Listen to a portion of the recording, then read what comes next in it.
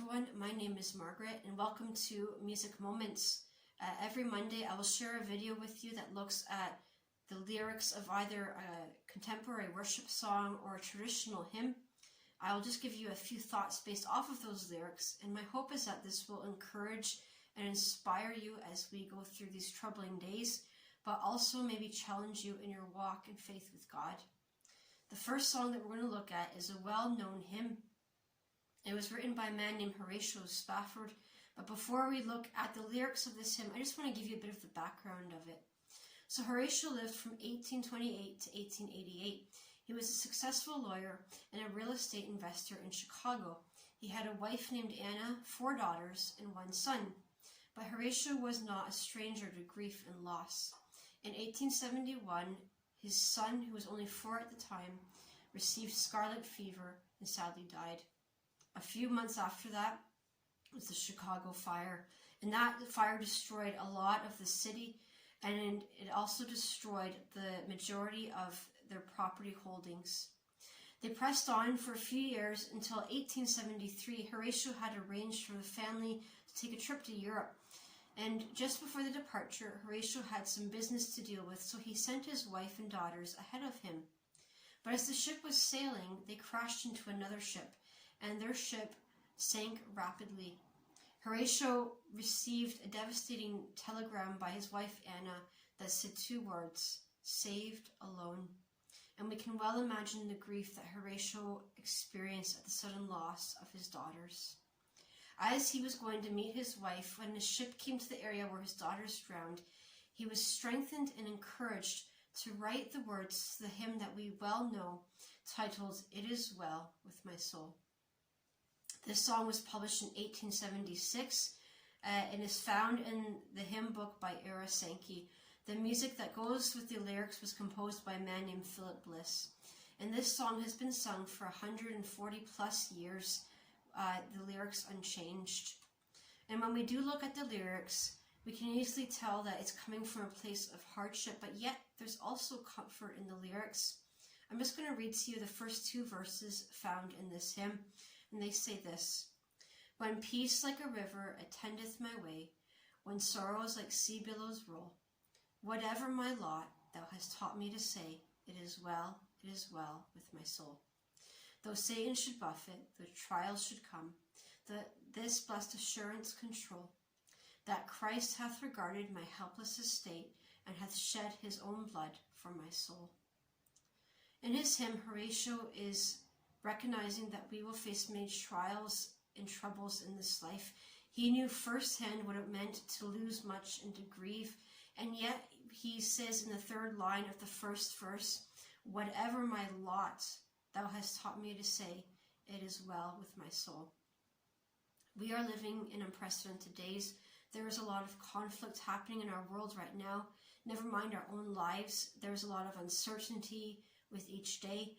A lot of people have lost their loved ones, they've lost their friends, some have lost their jobs and thus their source of income. Everything that seemed to be so steady and sure before is being shaken, and many may just be wondering what next will come. It's very easy for us to look around us and to give in to that fear and that anxiety and worry. Haratio could have done this. He could have gone into his sorrow and grief. He could have thundered at God and walked away from his faith. But instead, he chose to write a hymn that is so beautiful with a chorus that says, "It is well with my soul." And we might be left wondering, out of all the grief and loss that he faced, how could he possibly say, "It is well with my soul"? The answer comes as we go throughout this hymn. We have sentences such as, "Christ hath regarded my helpless estate and hath shed his own blood for my soul." We have other words that say, "My sin is nailed to the cross, and the sky, not the grave, is my goal."